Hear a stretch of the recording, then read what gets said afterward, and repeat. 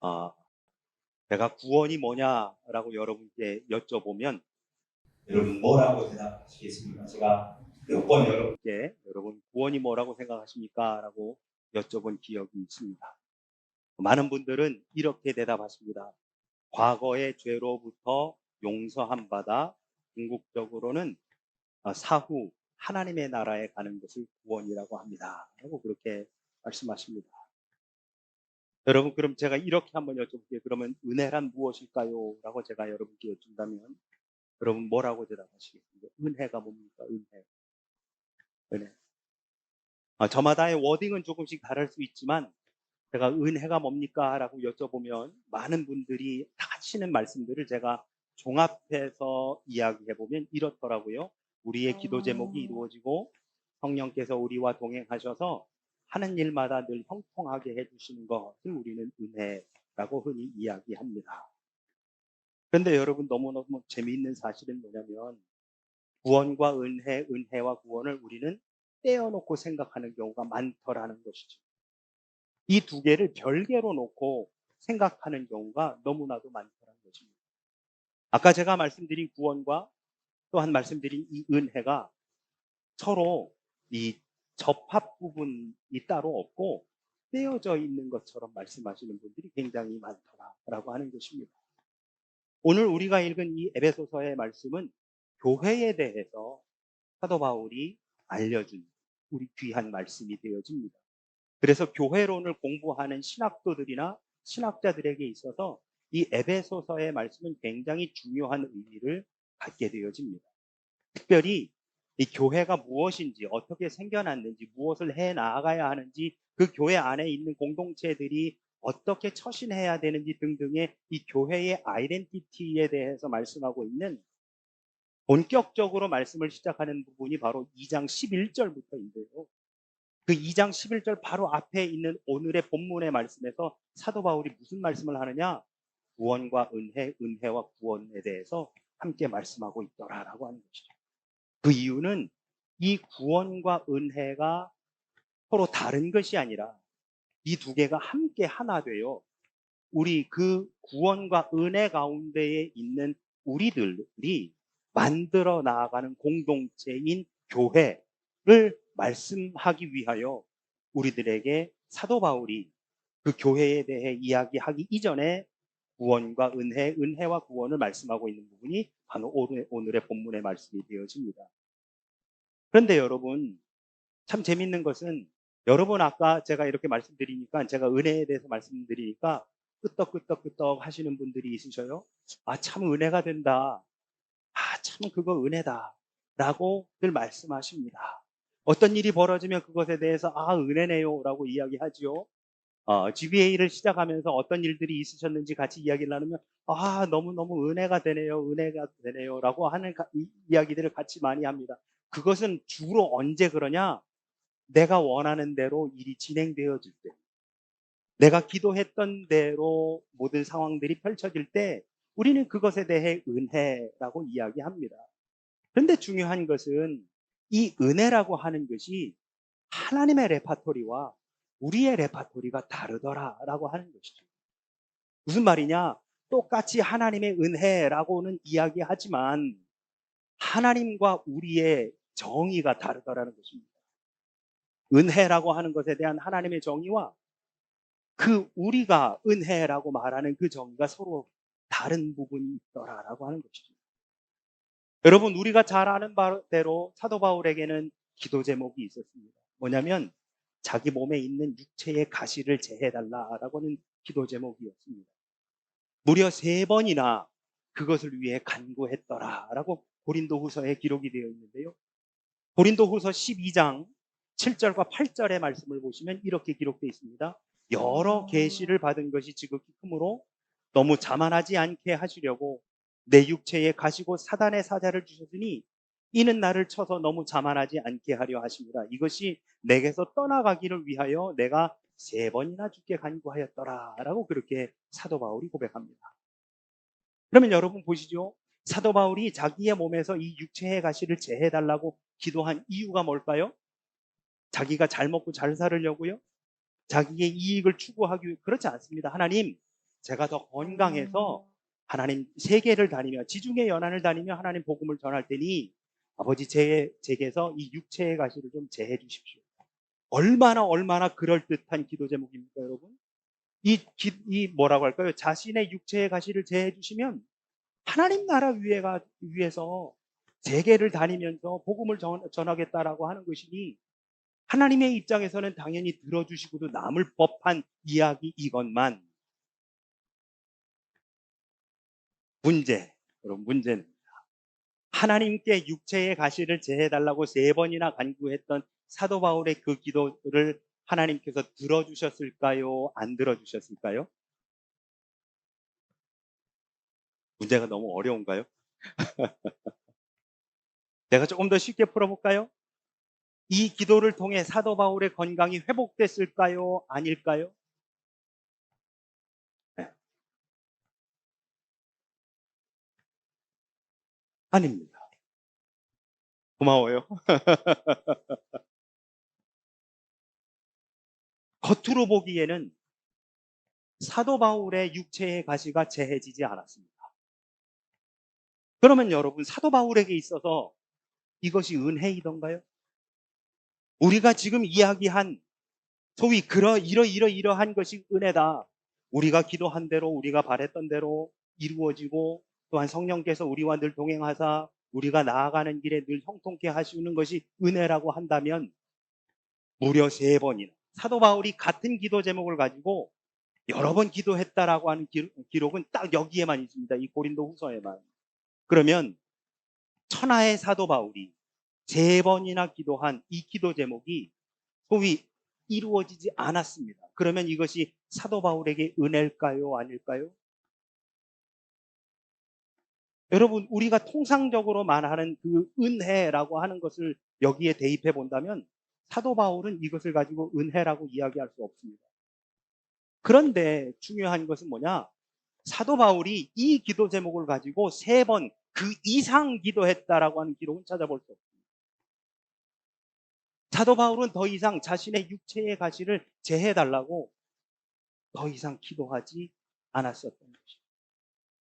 아예 기도를 하지 않았다라고 보기는 좀 그렇지만 중요하게 여기지 않았다라고 하는 겁니다. 왜일까요, 도대체? 왜 사도 바울에게는 더 이상 이 육체의 가시를 제해달라는 기도 제목이 중요한 것이 아니게 되었을까요? 이것은 자기가 원하는 대로 되는 것이 아니라 하나님이 원하시는 대로 이루어지는 것이 은혜라고 하는 것을 사도 바울은 알고 있었다는 이야기가 됩니다.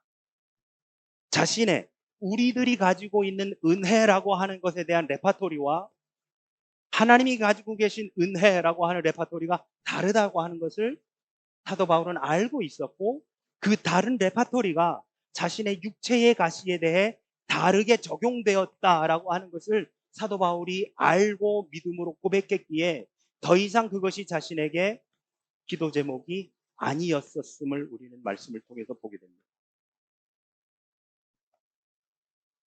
여러분, 우리는 이것을 은혜라고 말할 수 있어야 합니다. 내 뜻대로, 내가 원하는 대로 내 기도가 응답되어지는 것, 그것 자체로를 우리는 은혜라고 쉽게 이야기합니다.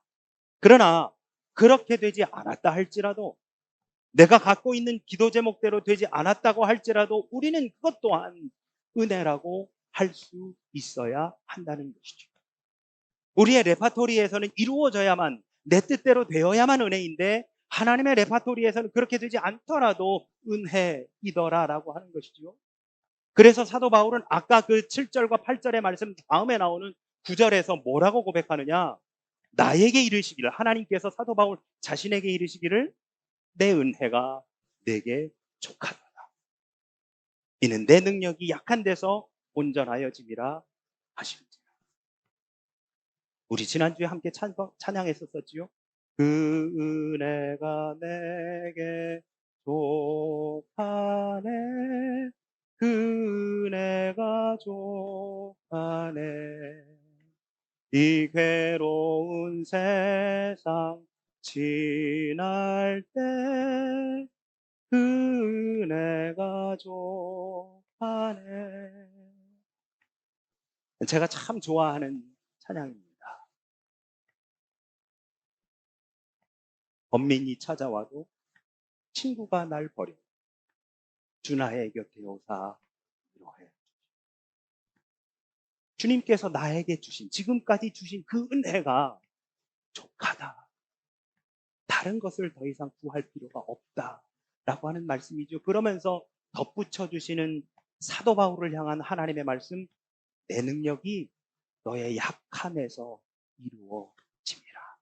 내 능력이 너의 약함에서 온전하여 짐. 지난 2018년 제가 부목사로 교회를 섬기던 때에 큰 프로젝트, 그 청장년 가족 수양회를 준비하며 큰 프로젝트를 담당하고 준비하고 있었던 기간, 그 청장년 가족 수양회 1박 2일 하는 것을 얼마 남겨두지 않은 시점에서 저희 아버지 어머니가 그만 교통사고를 당하셨습니다. 그것도 고속도로에서. 수원을 지나가시던 중에 교통사고를 당하셨습니다. 부랴부랴 밤에 다 업무 마치고 달려가 보니 차는 이미 다 폐차 지경이었었고, 사람들의 말을 들어보니까 차가 그렇게 망가졌는데 그 안에 타고 계셨었던 분들이 이 정도밖에 안 다친 것은 그 사람들 말로는 천운이라고 그렇게 이야기를 하더라고요. 저희 아버지 어머니는 외상은 없으셨지만 사고 당시 저희 어머니는 의식을 잃으셨고, 그 의식을 잃은 어머니를 당신도 별로 좋지 않으면서 아버지가 병원에 앰뷸런스를 타고 가셔서 수속을 밟으며 검사를 받게 하셨습니다. 어머니는 병실이 배정이 됐지만 아버지는 병실이 배정이 안 돼서 아버지는 다른 곳에 제가 입원을 시켜드리고, 그 두 분 계시는 병원을 이 병원 갔다가 저 병원 갔다가를 몇 번을 했습니다. 월요일 아침에 새벽같이 주치의를 만나려고 아버지 계신 병원을 갔다가 어머니 계신 병원으로 아버지 주치의를 만나보고 어머니 계신 병원으로 수원을 향해 달려가는데요. 얼마나 눈물이 나는지, 하나님 왜 지금 뭐 하시는 겁니까?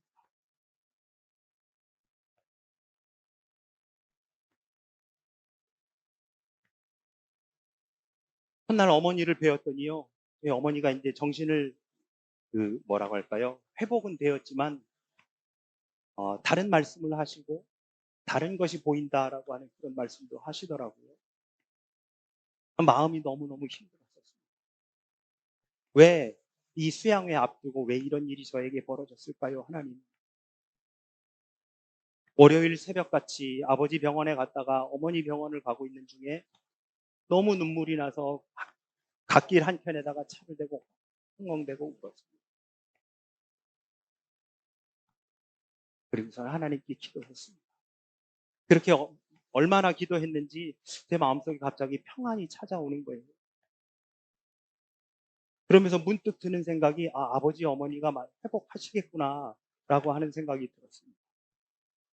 그리고서는 그 길로 다시 운전대를 잡고 차를 수원에 저희 어머니가 계시던 병원을 향했습니다.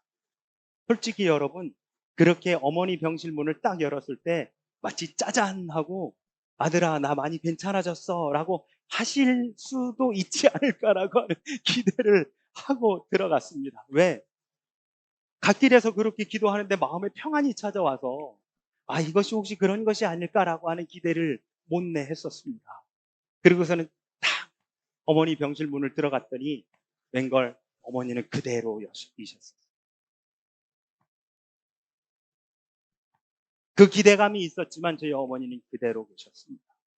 우리의 레파토리로는 그렇게 실컷 울며 기도하고 나서 마음의 평안이 찾아와 병원에 도착했을 때 조금이라도 호전되어 계신 모습을 봐야 그것이 은혜라고 고백되겠건만 여전하신 어머니.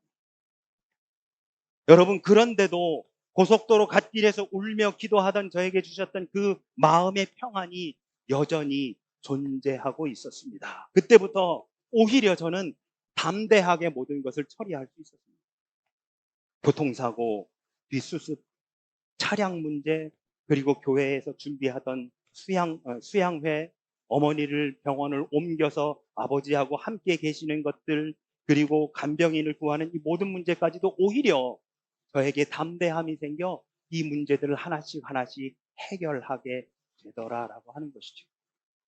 하나님이 주시는 은혜는 아버지 어머니가 눈에 띄게 호전되어 가시는 것이 아니라 이 모든 일들 속에서 내가 담대함으로 이 일들을 맞이하고 그리고 처리할 수 있도록 해 주시는 것이구나 라고 하는 것을 깨닫게. 여러분, 하나님의 은혜는 우리가 원하는 대로 되는 것이 아니라 하나님이 원하시는 대로 진행되는 것, 이것이 하나님의 은혜인 줄로 믿습니다. 호세아서 14장 5절에 보니까 내가 이스라엘에게 이슬과 같으리니 그가 백합화같이 피겠고 레바논 백향목같이 뿌리가 박힐 것이라 하고 말씀합니다. 은혜는 마치 보이지 않는 이슬처럼 우리에게 임하신다는 말씀이지요. 그런데 이슬처럼, 여러분, 이슬은 언제 내리죠? 새벽에요. 우리가 다 잠들어 자고 있을 때, 아무도 모를 때 새벽에 그 이슬이 내리는 것과 마찬가지로 하나님의 은혜는 우리가 인지하지 못하고 있을 때 우리에게 임하십니다. 그러면 여러분, 이슬이 내렸는지 어떻게 알 수 있습니까? 이른 아침 풀밭을 건너라면 조금씩 조금씩 촉촉하게 신발을 적셔 오는 것, 바로 그 젖어가는 신발을 보며 밤새 이슬이 내렸구나, 우리는 그렇게 알 수 있지요. 이슬은 소리 없이 내리고 보이지 않게 내리며 우리가 모르는 사이에 내리는 것입니다. 하나님의 은혜는 은밀한 중에 보이지 않게 우리가 인지할 수 없도록 오시는 것이 바로 하나님의 은혜입니다. 마태복음 6장 4절에 은밀한 중에 보시는 너의 아버지가 갚으시리라 하고 우리에게 말씀해 주십니다. 그런데 여러분, 우리는 그 은혜를 잘 모르고 살아갑니다. 우리가 인지하지 못할 때, 우리가 생각하지 못할 때 은혜가 우리에게 임하는 것이기 때문에 우리는 그 은혜에 민감하게 반응하지 못하고 살아갑니다.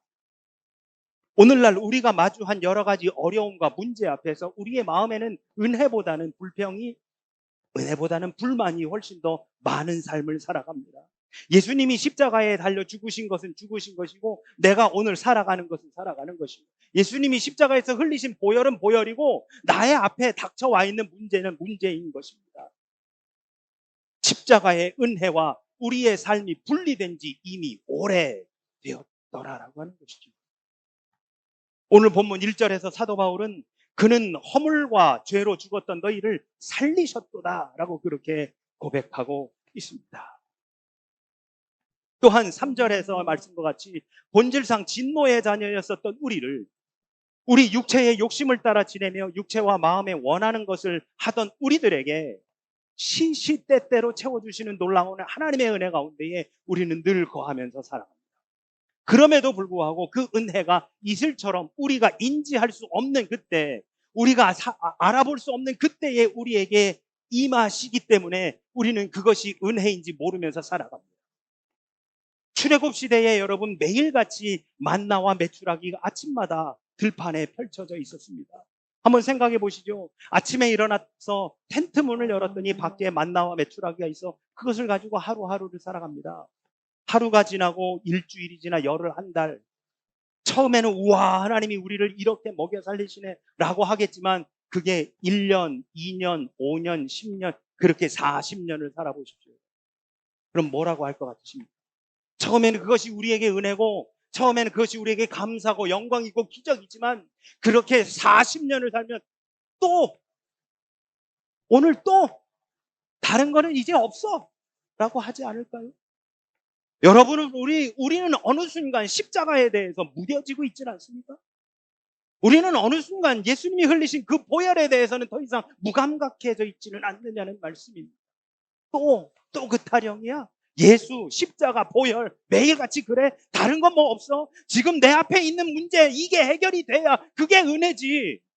그러니 여러분, 우리는 십자가와 보혈과 우리의 삶을 따로 떨어뜨려 놓고 괴리시켜서 살아가고 있으니 은혜가 안 되는, 하나님의 은혜가 더 이상 은혜가 아닌 겁니다. 오늘 또다시 만나와 메추라기인 거야. 나 이제 좀 다른 것 좀 먹고 싶어 라고 하고 있는 우리들의 모습들, 십자가 말고 보혈 말고 다른 거, 이 앞에 떨어져 있는 이 문제가 해결되어야 될 게 아니야. 그래야 은혜지. 라고 하고 있는 우리들이. 여러분, 지금 이 순간에도 우리에게 하나님의 은혜는 계속되고 있는 줄 믿으시기 바랍니다. 우리의 레파토리와는 전혀 다른 하나님의 은혜가 지금 우리에게 새벽의 이슬과 같이 지금도 내리고 있음을 믿으시기 바랍니다. 그래서 누가복음 8장 48절에서 예수님은 이렇게 선포하십니다. 딸아, 내 믿음이 너를 구원하였느니라. 우리가 그것을 어떻게 고백하느냐에 따라서 우리가 구원을 받게 되어지는 것이지. 사도 바울에게 있어서 그 육체의 가시가 재해져야 은혜가 아니라 육체의 가시가 재해지지 않았음에도 불구하고 더 이상 그가 기도하지 않은 것은 기도를 쉰 것이 아니라 더 이상 그것이 그에게 큰 기도 제목이 아니었음을, 자신에게 이 육체의 가시가 지속되고 있는 것 자체가 은혜임을 고백한다라고 하는 사도 바울의 신앙의 고백이 담겨져 있는 것이죠. 여러분, 우리 앞에 문제가 와 있음은 우리 앞에 이 어려운 숙제가, 이 과제가 담겨져 있음 그 자체가 은혜라고 하는 사실이 되어지는 것입니다. 이것을 통해 역사하신 하나님, 이 문제를 통해서 깨닫게 하신 하나님, 당신의 살아계심과 우리를 위해 십자가를 지신 바로 그 주님을 더욱더 경험하게 하고자 하시는 하나님의 그 놀라우신 뜻과 은혜를 우리는 발견해야 된다라고 하는 사실이 되어집니다. 십자가와 괴리되었던 우리의 삶, 보혈에 대해 무뎌졌었던 우리의 삶이 오늘 우리 발등에 떨어진 이 문제로 말미암아서 다시금 하나님을 만날 수 있는 놀라운 은혜로 경험되며 고백되어져야 한다는 사실입니다. 여러분, 지금 우리의 상황이 은혜가 안 되십니까? 여러 가지로 힘들고 어려우십니까? 그 상황이 은혜임을 고백하시기 바랍니다. 비록 힘들고 어려운 상황이라 할지라도, 비록 내가 원하는 대로 기도한 대로 이루어지지 않았다 할지라도 그것이 하나님의 은혜임을 고백해 보시기 바랍니다. 죽음 앞에서도 아버지여 내 뜻대로 마시고 아버지의 원대로 하옵소서 기도하셨었던 예수님처럼 우리도 이 어렵고 힘든 상황과 삶의 여정이 은혜임을 고백해 보시기를 바랍니다. 사도 바울은 우리에게 가장 큰 은혜는 오늘 5절에서 이렇게 말씀합니다. 너희는 은혜로 구원을 받은 것이라. 또한 8절에서 이렇게 말씀합니다. 너희는 그 은혜에 의하여 믿음으로 말미암아 구원을 받았으니 이것은 너희에게서 난 것이 아니요 하나님의 선물이라. 그렇습니다. 좋은 모습, 원하는 그림, 기도하던 제목, 그것이 이루어져야만 우리에게 은혜인 것이 아닙니다. 그렇게 되어야만 우리에게 은혜로 고백되어지는 것이 아닙니다. 본질상 진노의 자녀였던 우리에게 구원을 베풀어 주신가, 이것이야말로 우리에게 진정한 은혜인 줄로 믿습니다. 죽을 수밖에 없었던 우리를 위해 당신이 직접 인간의 모습으로 이 땅 가운데 오셔 십자가를 지시고 거기에서 피 흘려 죽으신 것이 바로 우리에게 가장 큰 은혜인 줄로 믿습니다. 사랑하는 우리 영광의 성도 여러분, 하나님께서 우리에게 주신 선물, 그 구원의 은혜 가운데 거하시기를 주의 이름으로 축원합니다. 하나님은 우리를 포기하지 않으십니다. 우리가 본질상 진노의 자녀였다 할지라도 우리를 포기하지 않으시고 당신의 독생자를 우리 가운데 내어주시어 우리를 영원한 죄악에서 영원한 생명으로 옮겨 주셨습니다. 그것이 은혜입니다. 그것이 하나님의 선물입니다. 바로 그것이 구원입니다.